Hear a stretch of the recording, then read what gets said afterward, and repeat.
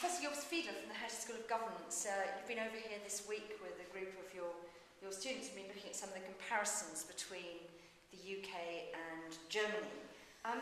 We last week or last month produced a report on policy making which suggested that, among other things, that the civil service should help ministers to be better engaged in the policy making process, and there was need for more challenge and more controls in the system if we were to prevent some badly thought out policies going through. I wondered how those results struck you in the German context. Well, in a sense, the German context is such that you have a strong inbuilt mechanism of checks and balances.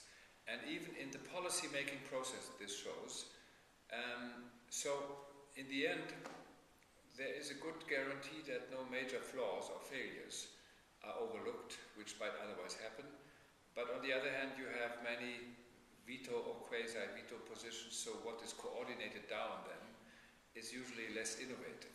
So already during the policy-making process within a ministry, all major stakeholders by a statute we have to be included. Then you have to already at very early stage take in the officials of state governments. We have 16 of them. Before, at a later stage, they also have the right to formally vote on what the federal government proposes in many areas at least. And then you have, of course, the normal process, but at the end, in many policy areas, especially distributional ones, if the overall results of a policy is highly contested, it automatically goes to Constitutional Court, and even issues like the how many euros to pay for each welfare recipient or recipients of job seeker allowance, you would say, can be brought to Constitutional Court and has to be corrected. So the way you could govern from Whitehall, we never had it. And then, of course, the role of the federal states comes in, because most important laws need their majority consent. So there's a huge negotiation arena then between the federal level and the lender, unless both are aligned party-wise. But that doesn't happen very often, because usually the national coalition in power loses the majority in the second chamber. That is the representation of lender governments, actually of lender bureaucracies. So it's also a control of 16 bureaucracies controlling the federal bureaucracy. So if any legal or otherwise calculation flaw is in a policy proposal, one of the 16 will find out. Of course, they have groups among themselves, again, the big lender, the small ones, the SPD governed ones, and the CDU. So we are perfect in avoiding larger mistakes, and we are and the backside of it, the downside of this is, even if a proposal starts in a very bold and innovative way, what comes out at the end will be usually watered down. One of the things that some of the people we interviewed for our report said, particularly some of the ministers, were that they were concerned within departments that civil servants moved jobs too often, and that meant that civil servants lacked knowledge, they lacked the connections they needed to people outside, and they lacked expertise. How does that look in the German system?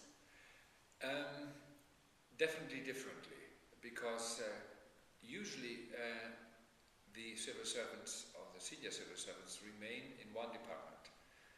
They don't switch, don't move between departments. And then they usually move also, they stay also in one specific policy area for a longer time.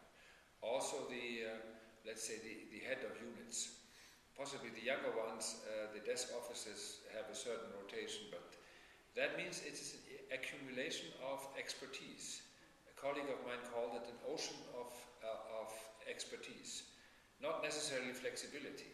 So in their field, they also have the networks to most stakeholders, because they have met them so often. They usually also have networks to, let's say, the scientific community surrounding it. And that means there is organizational memory. That's the good part. And the downside is? The downside is, of course, that flexibly coordinating cross-cutting issues is not is even more complicated than it might be here. Working in teams, which is necessary especially for restructuring or other issues, is rare. So the silos you don't only have between federal departments, but also between divisions. And and the next is, of course, if you are too long, you might have, in an area, you might have some professional myopia. You're not open to new ideas, and you're not challenged enough by just having a fresh look on a established policy field, which might otherwise happen more often.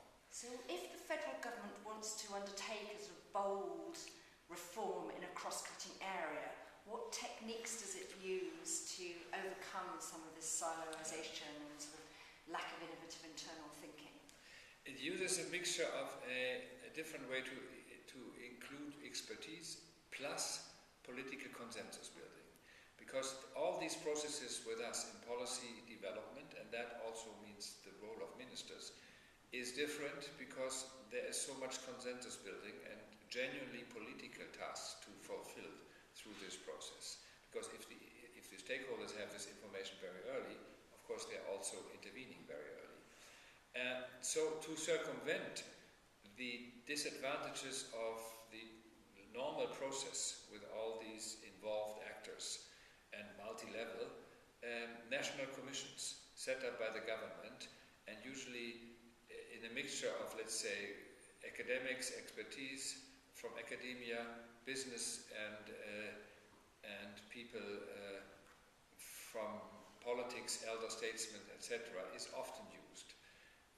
Because it's not just the new solutions, which somehow are generated already someplace in society, some think tank or whoever might have proposed something, but in order to elevate it on the agenda and to set the field in areas of immigration policy, a new mandate for the military, a total paradigm shift in labor market policy, and now in energy policy, they are all entrusted to commissions. And finally, one of the emerging conclusions of the work we've just been doing on ministerial effectiveness is that one of the barriers to ministers being really effective in the UK is that they're subject to such frequent, what we call reshuffles. I wondered how that looked from a German perspective, whether reshuffling ministers frequently was a problem in your system. No, it has never been. And if it was done, it would never run after this, no, it would never be phrased this way. Of course, if a minister is really running into deep problems, not just problems of personal appropriate behavior, but possibly political ones, he or she might be removed from office. But just the idea of reshuffling runs counter two principles. The first one is there is a fairly high public expectation, sometimes too high expectation, that the minister has the ability to be on a high level of understanding of what the policy area means. So you cannot walk as an amateur into something like transportation or something. You have to show that you have a certain expertise, previous one.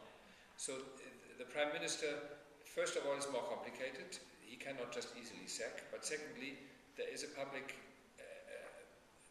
feeling of appropriateness. Just for the sake of reshuffling, you cannot do it. And that leads to much longer tenure, usually.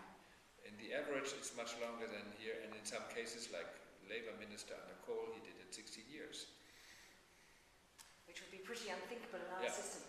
And finally, one of the other things that our Ministerial Effectiveness Report is saying is that ministers very rarely have any experience either working in or indeed running large organisations. Again, what does the German comparator look like? The German comparison, that even holds for chancellors, actually. Merkel is an exception, but otherwise, the federal system means that the federal states have always been a training ground in terms of leading a government or leading a ministry. So Kohl had been a prime minister in one of the federal states. Schröder was, to just name some. Schmidt had gathered experience in state government of Hamburg.